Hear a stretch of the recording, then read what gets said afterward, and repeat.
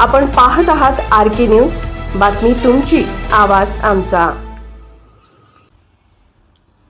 देशाच्या सर्वांगीण विकासाचा विचार करणाऱ्या युवकांच्या कॉक्रोच जनता पार्टीला महाराष्ट्र बहुजन आघाडीचा जाहीर पाठिंबा।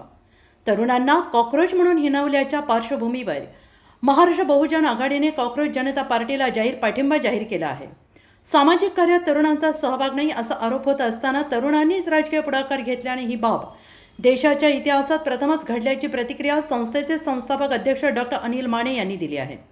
29 मे 2026 रोजी प्रसिद्ध केलेल्या पत्रकात डॉक्टर माने यांनी म्हटलं आहे की सामाजिक कार्यात चळवळीत तरुणांचा सहभाग नाही असा त्यांच्यावर आरोप केला जातो आहे।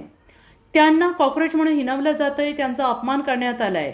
अशा परिस्थितीत महाराष्ट्रातील तरुण अभिजित दीपके यांनी पुढे येऊन ऑनलाईन कॉक्रोच जनता पार्टी स्थापन केली आहे। देशातील 20 मिलियनियर तरुण त्याला पाठिंबा देत आहेत।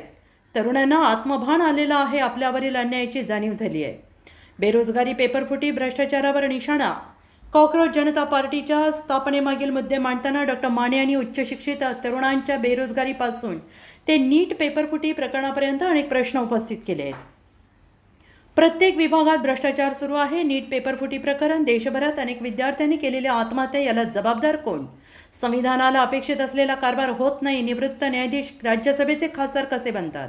पक्षांतर बंदी कायदा असूनही पक्षांतर केलं जातं। या सर्व मुद्द्यांना विरोध करण्यासाठी कॉक्रोच जनता पार्टी पुढे आली आहे असंही ते म्हणाले आहेत।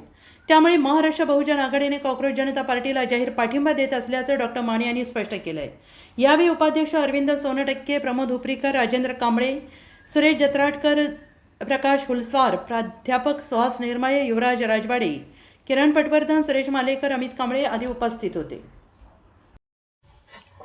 RK न्यूज चॅनलला लाईक करा, शेअर करा आणि सबस्क्राईब करा।